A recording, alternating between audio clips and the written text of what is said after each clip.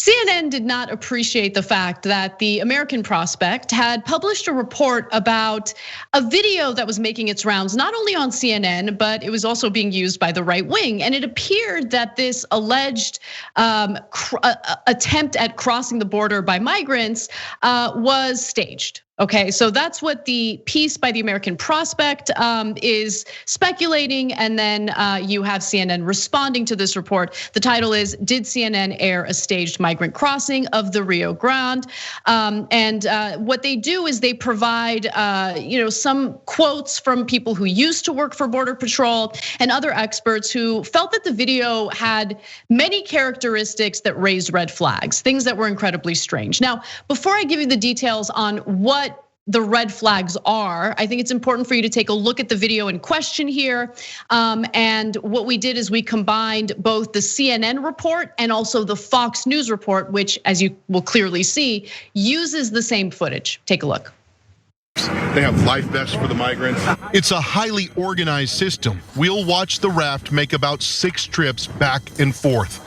Scenes like this are escalating in the Rio Grande Valley. Yes, in the Rio Grande Valley, where I was yesterday at the river crossing, just hundreds on the bank coming. And I can tell you, it's certainly in full force right now. Minority Leader Kevin McCarthy speaking out yesterday. He'll be making a trip down to the border on Monday. Here's a little bit of what he has to say. So, what are the red flags in that video? First of all, I'm sure you guys caught that the smuggler made 6 trips back and forth in broad daylight, which is a strange and curious decision to make when you're trying to smuggle people. And with that said, the American Prospect, Marsha Brown reporting, also notes that in the CNN footage, the smuggler leading the boat wears fatigues and a black ski mask. Smugglers typically attempt to blend in with migrants to avoid more severe punishment should they be caught. Smugglers also don't normally provide face masks and life vests, nor ferry 6 boatloads of people across in broad daylight. Migrants also don't typically line up in single file along the shore to cross.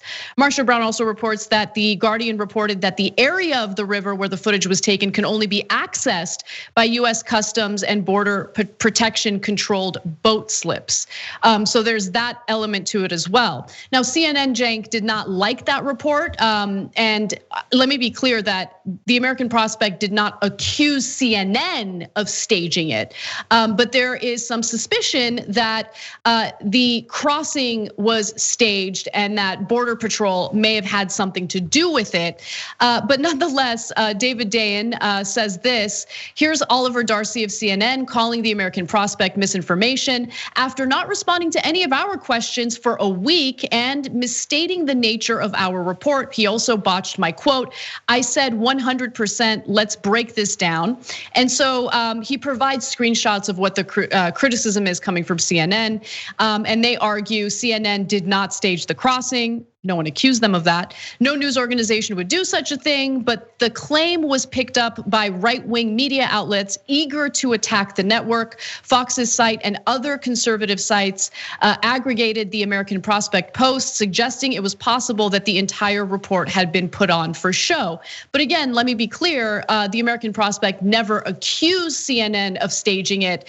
It's very possible that Border Protection could have staged it. And this kind of stuff actually happens all the time. Like you'll have members of the intelligence community plant a story in the New York Times in order to manufacture consent for the next forever war we engage in. And the reporters mistakenly think like, "Ooh, goody, I got a scoop, I got a scoop." But little do they know they're usually being manipulated. That could be the case here. We don't know for certain, but what we do know is that CNN never responded to any of the very real concerns listed in that report by the American Prospect. Cenk.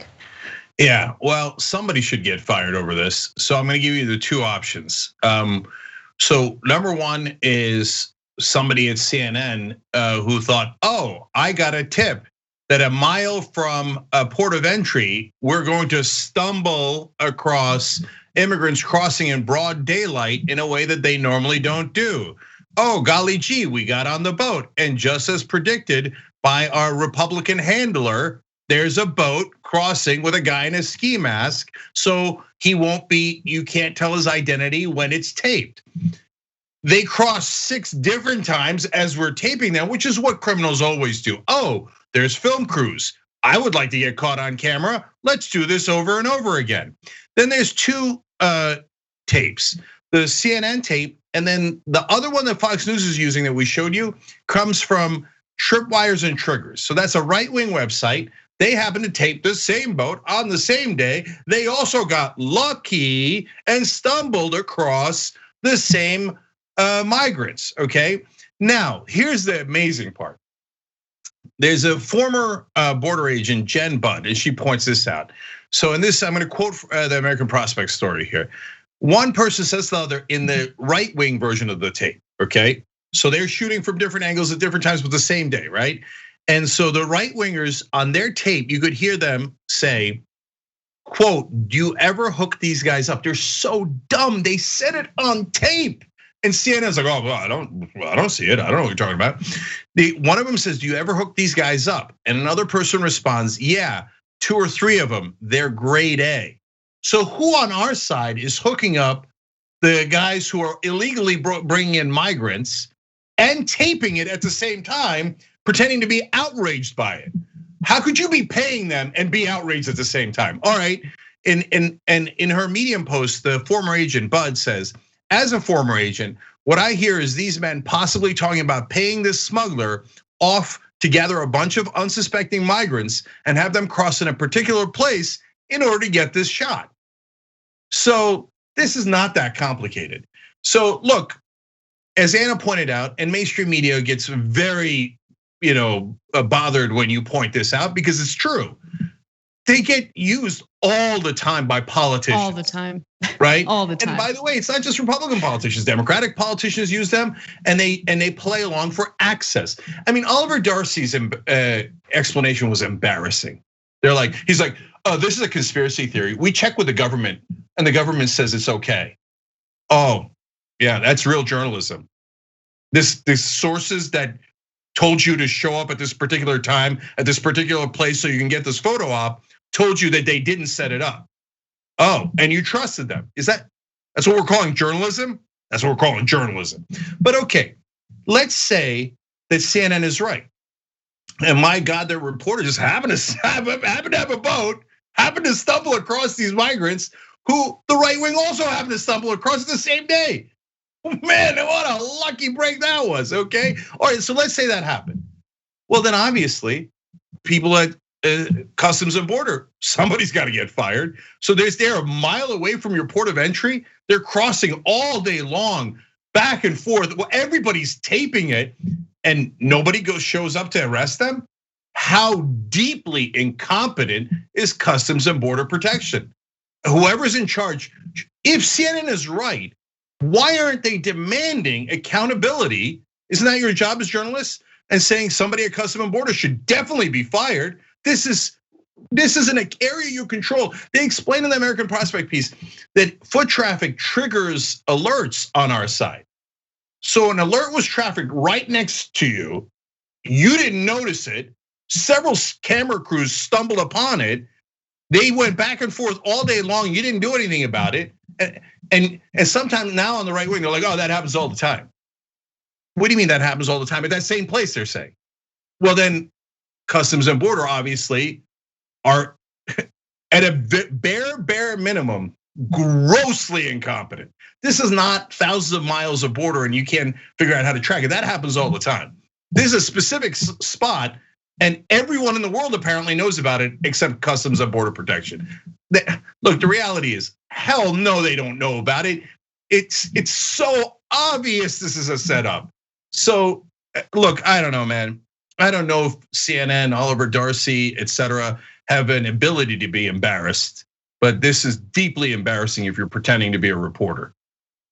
No, but that's the thing. I think that they do have the ability to be embarrassed, and for them, admitting that they made a mistake is more embarrassing than just doubling down and then labeling some other organization that's critiquing you as misinformation, right? And I think that's where the problem is, right? It's okay to recognize where there might have been flaws in your process. And it's not just CNN. I mean, think about the way, here, a more recent foreign policy related story, the way that Iran gets reported about, right? You have anonymous officials within the intelligence community leaking things to the New York Times, and then they just print it. They just print it.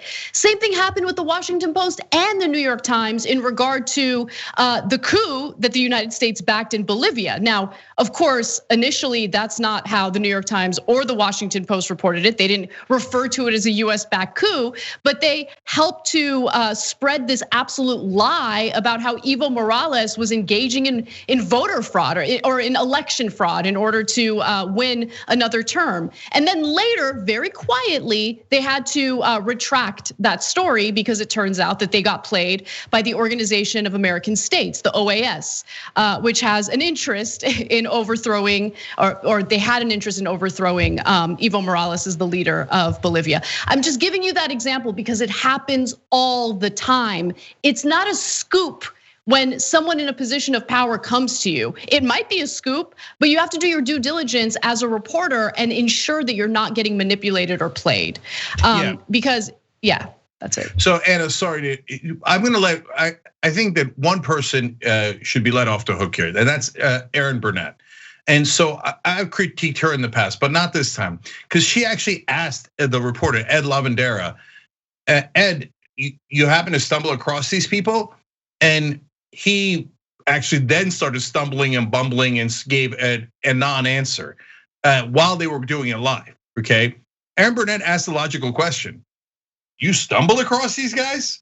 And the reporter had no real answer for it. So look, I don't know if CNN really is in the news business. Brian Stelter's their media critic. I don't know if he's allowed to criticize his own network, if he's allowed to look into his own network for even 1 second, okay? But there's a very legitimate question. Hey, Ed, how did you happen to stumble across these migrants? Who tipped you off? You don't have to tell us your source, right? But internally at CNN, if they do news at all, and if they have a single editor that cares about news, they should ask, hey, Ed, you can tell me your source. You don't have to say it publicly, but who was your source and why did they know that this thing was about to happen?